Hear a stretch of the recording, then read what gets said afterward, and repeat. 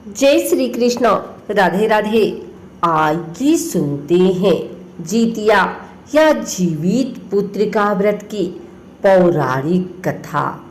अगर यह कथा आपको अच्छी लगेगी तो हमारे चैनल को सब्सक्राइब करके बेल नोटिफिकेशन ऑल पर सेट कर लीजिएगा कि आने वाली वीडियो सबसे पहले आप तक पहुंच सके। आइए सुनते हैं जितिया की पौराणिक कथा।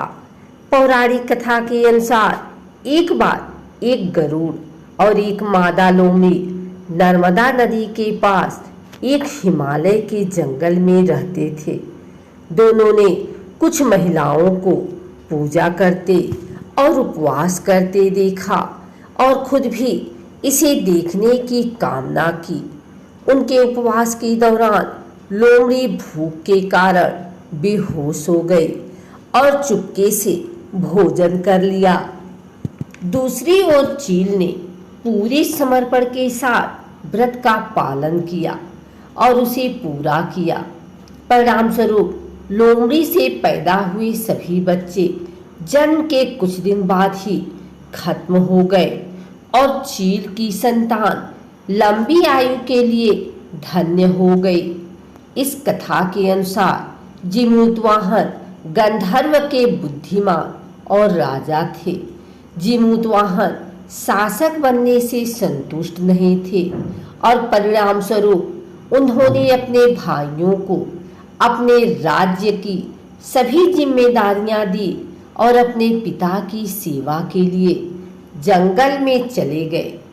एक दिन जंगल में भटकते हुए उन्हें एक बुढ़िया विलाप करती हुई मिली। उन्होंने बुढ़िया से रोने का कारण पूछा। इस पर उसने उसे बताया कि वह शाप नागवंशी के परिवार से है और उसका एक ही बेटा है। एक शपथ के रूप में हर दिन एक सांप पंछीराज गरुड़ को चढ़ाया जाता है और उस दिन उसके बेटे का नंबर था।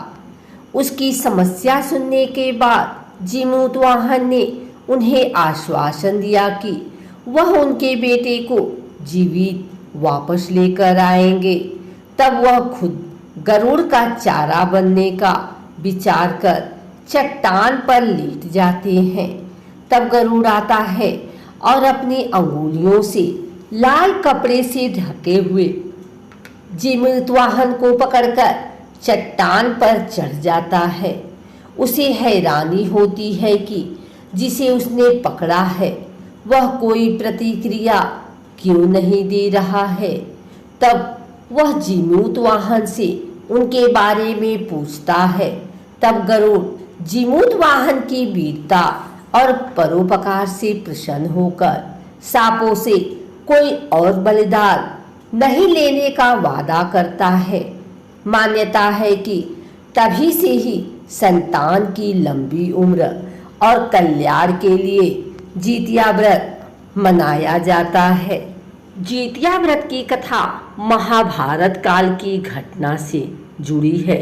कथाओं के अनुसार महाभारत युद्ध में अपने पिता गुरु द्रोणाचार्य की मृत्यु का बदला लेने की भावना से अश्वत्थामा पांडवों के शिविर में घुस गया। शिविर के अंदर 5 लोगों को सोया पाए अश्वत्थामा ने उन्हें पांडव समझकर मार दिया, परंतु वे द्रौपदी की 5 संतानें मारी गई। उसके उपरांत अर्जुन ने अश्वत्थामा को बंदी बनाकर उसकी दिव्य मणि उसके माथे से निकाल ली। अश्वत्थामा ने फिर से बदला लेने के लिए अभिमन्यु की पत्नी उत्तरा के गर्भ में पल रहे बच्चे को मारने का प्रयास किया और उसने ब्रह्मास्त्र से उत्तरा के गर्भ को नष्ट कर दिया।